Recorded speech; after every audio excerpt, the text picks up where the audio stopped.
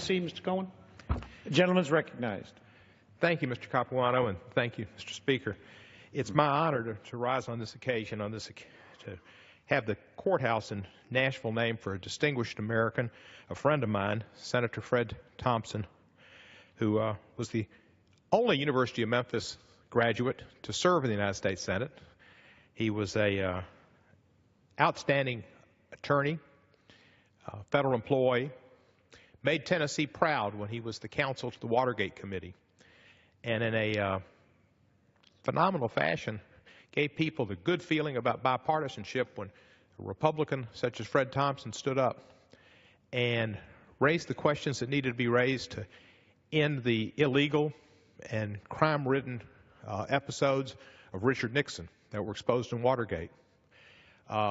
Despite the fact that Richard Nixon was a Republican, Fred Thompson saw that when the president acted in an untowardly fashion, diminishing the Constitution, diminishing our government, that all Americans should stand up and oppose such. And Fred did it. Fred did it in an admirable way, and Richard Nixon resigned eventually, and Gerald Ford helped save our country.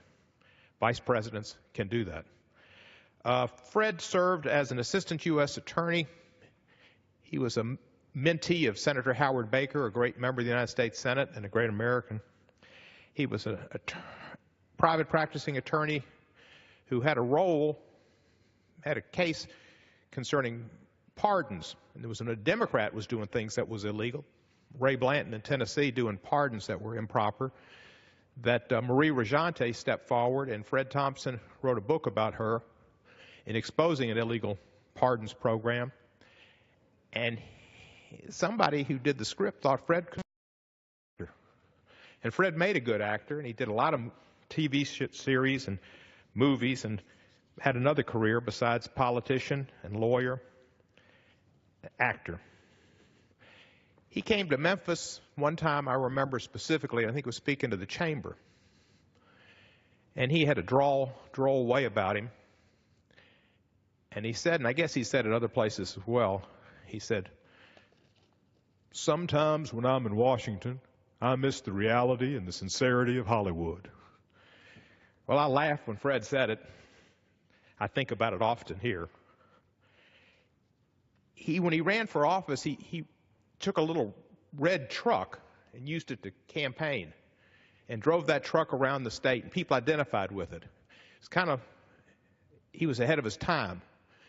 Kind of like Donald Trump eating McDonald's, I think. He related to the common man with that truck. And I thought about him flying up here. I just did get in time. I was in one of the last of those regional jets, which was kind of like Fred's truck with wings on it. But we made it. We made it. I want to thank Fred Thompson for all he did as an attorney, as an actor, and as a friend to me. He was bipartisan, was always friendly to me. He was a courteous gentleman.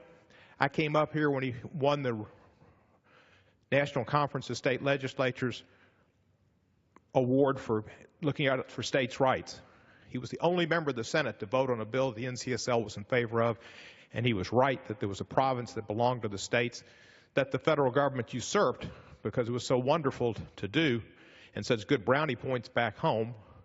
But Fred didn't do that. He stayed with his position that states' rights should be first, and those areas of tort liability should have remained with the states. And I came to see Fred get that award. Fred has a wonderful wife and wonderful family. One of his sons was a good friend of mine and still is. I'm honored to be a sponsor of this bill. I'm sorry that Fred left us succumbing to cancer last year, but it's appropriate that we name the U.S. Courthouse and Federal Building in Nashville after this great American. I yield back the balance of my time.